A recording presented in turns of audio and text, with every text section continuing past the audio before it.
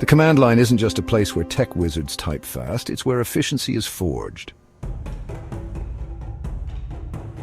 Some commands exist purely within the shell itself, no external programs needed. Why does this matter? Faster execution. No need to call an external binary. Direct access to shell internals like environment variables and directories. CD, navigate directories instantly. PWD, print where you are because getting lost in the file system is easier than you think. Echo, display text or variables. Export, set environment variables for scripts and subshells.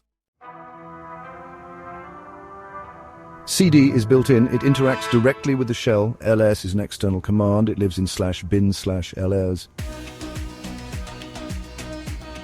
Built-in commands execute faster and manipulate the shell environment directly. Your shell remembers what you type, so why not make life easier? View command history. Rerun commands effortlessly. Search your history on the fly.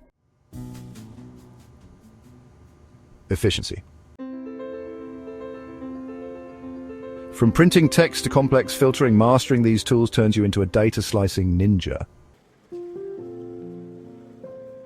Print text. Create a file using view file contents. Search for specific words. Recursive search through directories. Case-insensitive search. To sort file lines alphabetically, you can use the command, and if you need to remove duplicate lines, the command will come in handy. Extracting fields from a CSV file is straightforward with the command, and if you need to merge contents of two files line by line, the command is what you're looking for. When you need to find and replace words in a file is your go-to tool. It allows you to modify files in place. For more advanced text processing, you can use to filter and print specific fields. Additionally, can filter lines based on conditions, making it a versatile tool in your text processing arsenal. These tools make log analysis, data filtering, and automation simple. Your shell is filled with hidden variables that dictate how things behave. Let's tweak them. On-screen text, cyberpunk aesthetics, dynamic text animations, blues rock undertones, and a touch of sharp wit. In this section, we'll learn how to check critical paths in your shell environment. It's important to ensure that the paths are correctly set to avoid any runtime issues. Let's dive in and explore the commands you need to verify these paths. Now, let's move on to setting and using variables. Variables are essential for storing data that can be reused throughout your shell scripts. We'll go through the steps to define, assign, and retrieve variable values, making your scripts more dynamic and efficient.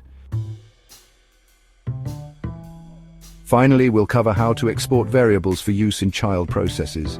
Exporting variables allows you to share data across different shell sessions and scripts. We'll show you the commands needed to make your variables accessible to any child process, ensuring smooth data flow in your workflows. Sometimes you might want to remove variables from your environment. This can be done using the command. For example, if you have a variable named, you can remove it by typing. This command will delete the variable from the current shell session. Remember, once a variable is unset, it cannot be recovered unless you reassign it. Customizing commands with aliases can save you a lot of time and effort. An alias is a shortcut that you create for a longer command. For instance, if you frequently use the command, you can create an alias for it. To do this, you would type.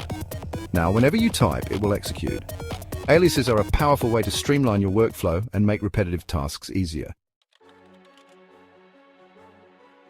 Typing repeatedly can be cumbersome. To make it easier, you can create an alias, as we discussed earlier. Simply type and press enter. From now on, you can just type to get the same result as. This small customization can significantly improve your efficiency when navigating directories.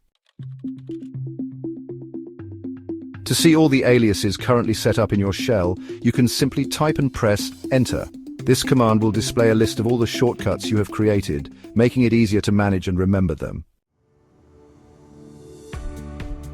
If you need to remove an alias, you can use the command followed by the name of the alias you want to delete. For example, we'll remove the alias named LL. This can help keep your environment clean and organized. A well-configured shell is a productivity booster. Discussion: how would you use to find specific errors in a log file?